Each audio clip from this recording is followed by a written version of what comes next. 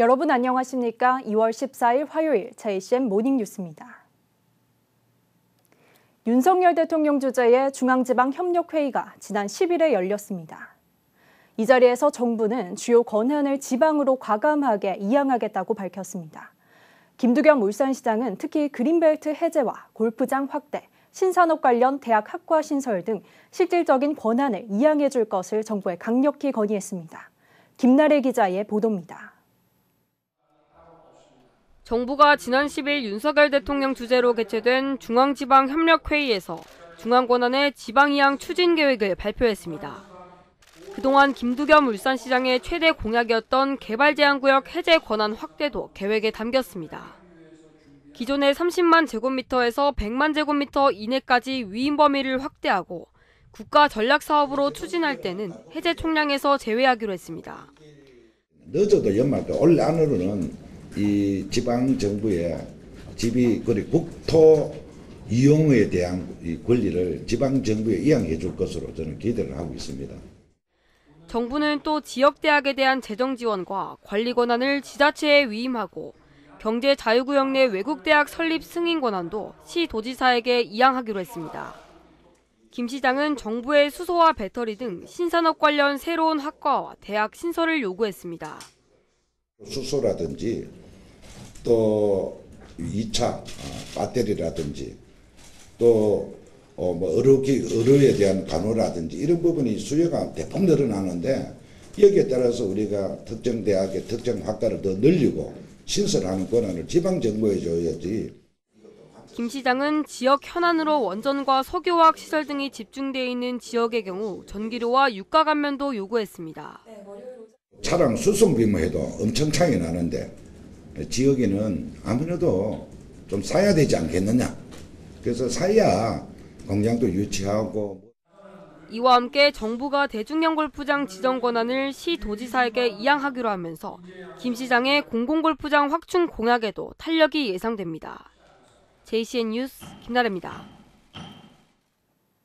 국민의힘 차기 지도부를 선출하는 전당대회를 앞두고 후보들이 전국을 돌며 지지를 호소하는 권역별 합동연설회가 어제부터 시작됐습니다. 제주에서 열린 첫 합동연설회에서 울산 출신의 김기현 후보는 윤석열 정부와 가장 잘 소통하는 신뢰 있는 동반자라며 20년간 당을 지켜온 안정화의 적임자라고 강조했습니다. 이어 연대와 포용, 탕평으로 당내 대통합을 이루고 내년 총선 승리를 위해 싸우겠다고 말했습니다. 오늘은 부산항 국제전시컨벤션센터에서 불경 합동연설회가 열립니다. HD현대가 지진 피해를 입은 튀르키예를 돕기 위해 방한용 겨울옷을 보냅니다. HD현대는 임직원들이 입지 않는 옷장 속 겨울 점퍼를 포함한 방한용 의류와 회사가 보유한 동절기 잔여 근무복 등을 모아 튀르키예에 전달한다고 밝혔습니다. 튀르키예 현지 이재민들은 지난주부터 눈이 와서 당장 입을 방한용품이 부족한 것으로 알려졌으며 옷은 관계기관과 협조해 현장으로 긴급 배송될 예정입니다. 중구청이 울산 시립미술관과 원도심의 상생 발전을 위해 시립미술관 관람객들을 대상으로 원도심 유치 전략을 추진합니다. 중구청은 특히 오는 16일부터 5월 21일까지 이건희 컬렉션 한국 근현대미술 특별전이 울산 시립미술관에서 열리는 것을 계기로 다양한 이벤트를 벌이기로 했습니다. 원도심을 중심으로 다양한 볼거리와 먹거리, 체험거리를 마련하고 미술관 관람객 소지자에게는 울산 큰애기 상품권을 20% 할인 판매하는 이벤트도 준비하고 있습니다. 울산연구원이 체계적인 폐기물 관리를 위해 공공재활용 쓰레기 선별시설의 설치와 운영에 관한 연구 보고서를 발표했습니다. 연구원은 지난 2020년 기준 울산시의 재활용 쓰레기 공공처리 비율 2%도 안 된다며 전국 평균이 18% 수준까지 높이기 위해 일평균 100톤 이상을 처리할 수 있는 시설 규모가 필요하다고 분석했습니다. 연구원은 해당 규모의 선별시설을 설치하는 데 모두 276억 원이 소요되며 국고보조금 40%를 지원받을 경우 시비 약 163억 원이 필요할 것으로 예상했습니다. 봄방학 기간에 울산 지역 시내버스가 감차 운행됩니다. 울산시는 어제 울산시는 어제부터 28일까지 183개 노선 928대 가운데 3.6%인 27개 노선 33대를 감차 운행한다고 밝혔습니다. 봄방학 감차는 겨울방학과 동일하며 변경된 배차 시간표는 울산시청 홈페이지와 버스 운송사업조합 홈페이지에서 확인할 수 있습니다. 울산시 교육감 보궐선거에서 보수와 진보 모두 단일화가 최대 변수가 될 전망입니다. 보수는 김주홍 후보 측에서 이성걸 후보에 거듭 단일화 제안을 요구하고 있습니다. 진보는 천창수 후보가 단일화를 하지 않겠다는 입장을 공식적으로 밝히면서 셈법이 복잡해졌습니다. 김영환 기자가 보도합니다. 울산시 교육감 보궐선거에 뛰어든 예비후보는 보수 2명, 진보 2명으로 현재까지 4파전입니다. 투표율이 저조할 것으로 예상되면서 양측 진영 모두 표분산을 막기 위해서는 단일화가 주요한 과제입니다. 보수에서는 김주홍 예비후보가 이성걸 예비후보 측에 거듭 단일화를 촉구하고 나섰습니다. 공개 토론회를 개최하고 공정성을 담보할 수 있는 여론조사 기관 2곳을 통해 여론조사를 실시하자고 공식 제안했습니다. 제가 제시한 단일화 방안 외에 모두가 공감하는 더 합리적인 방안이 있다면 빠른 시간 내에 공개적으로 제시해 줄 것을 요청합니다. 이에 대해 이성걸 예비후보 측은 아직 단일화를 논의할 시기가 아니라는 입장을 밝혔습니다. 가능성을 열어두고 최선을 다한 이후에 단일화를 해도 늦지 않다고 말했습니다. 진보에서는 천창수 예비후보가 사실상 단일화 거부 의사를 밝혔습니다. 교육을 진보와 보수로 나눠서는 안 된다며 각자의 정책으로 시민의 선택을 받아야 한다고 강조했습니다. 작은 이익을 위해 대를 저버리고 교육을 이념적 대립구도로 재단하는 일에는 나설 뜻이 없음을 분명히 말씀드립니다. 이에 대해 구광열 예비후보 측은 단일화를 염원하는 시민들의 신의를 저버리는 섣부른 발언이라고 지적하며 거듭 단일화를 제안하겠다고 밝혔습니다. 진보 교육감 탄생을 원하는 그런 입장이라면 그런 부분은 당연히 철회하시고 좀 더 좋은 방법이 있다 하시면 저는 언제든지 그 좋은 방법에 대해서 수용합니다. 울산시 교육감 보궐선거가 50여일 앞으로 다가온 가운데 각 진영에서 단일화를 두고 셈법이 복잡해지고 있습니다. JCN 뉴스 김용환입니다. 국민의힘 울산시당의 주요 당직자 50여 명이 릴레이 헌혈 캠페인에 동참했습니다. 지난 10일 시당 앞에서 열린 헌혈 캠페인에는 이채익 국회의원과 김기환 시의장, 정치락 김종섭 시의원 등이 참여했습니다. 국민의힘은 3월 8일 전당대회 개최 전까지 헌혈의 집을 방문해 릴레이 헌혈 캠페인을 이어가고 전당대회 당일 헌혈증을 기부할 계획입니다.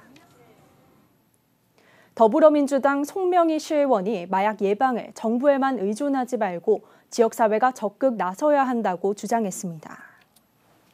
손 의원은 울산시에 대한 서면 질문을 통해 울산시와 교육청, 경찰이 합동점검관을 구성해 마약류 판매와 오남용에 대한 점검에 나서야 한다고 밝혔습니다.